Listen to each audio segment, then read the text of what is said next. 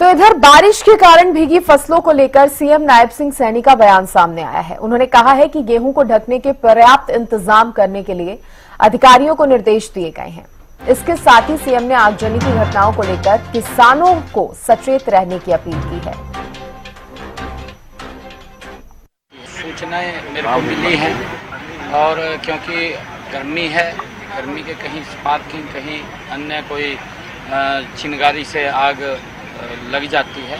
और मैं अपील भी करूंगा सभी किसान भाइयों से कि अवेयर रहें। आम नागरिक को भी मैं कहूंगा, क्योंकि फसल पक्की खड़ी है, कहीं पर भी इस प्रकार की अगर कोई आग दिखाई दे तो उसको तुरंत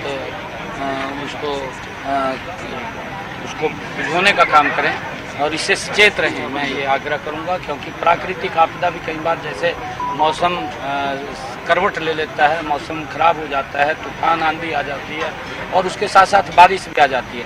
हमने अधिकारियों को पिछले दिनों ये कहा था कि जो हमारे आड़ती और हमारा जो मार्केटिंग कमेटी का अधिकारी हैं वो मिलकर के वहाँ मंडी के अंदर धान को और इस गेहूं की फसल को ढकने के लिए कुछ पल्ली वगैरह का इंतजाम करें, जिससे कि अगर कोई बरसात आती है तो उनका फसल वो खराब ना हो, तरपाल वगैरह वहाँ पर लाई जाए। और उसके अंदर हमने ये कहा था और उसको लेकर के कई स्थानों पर वो हो रहा है, क्योंकि फसल का जो सीजन है वो सीजन भी बहुत छोटा रह गया है। क्योंकि पहले तो हम जब देखते थे कि फसल लगभग 1 महीना, 1.5 महीना, 2 महीने तक चलती थी, परंतु अब 10 दिन, 15 दिन का वो सीजन रह गया है, क्योंकि मशीनी युग है और मशीनी युग से जल्दी गेहूं को काट करके मंडी के अंदर पहुंचा दिया जाता है।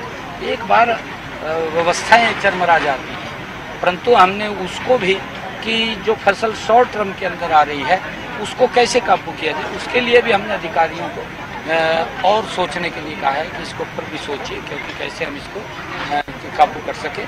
और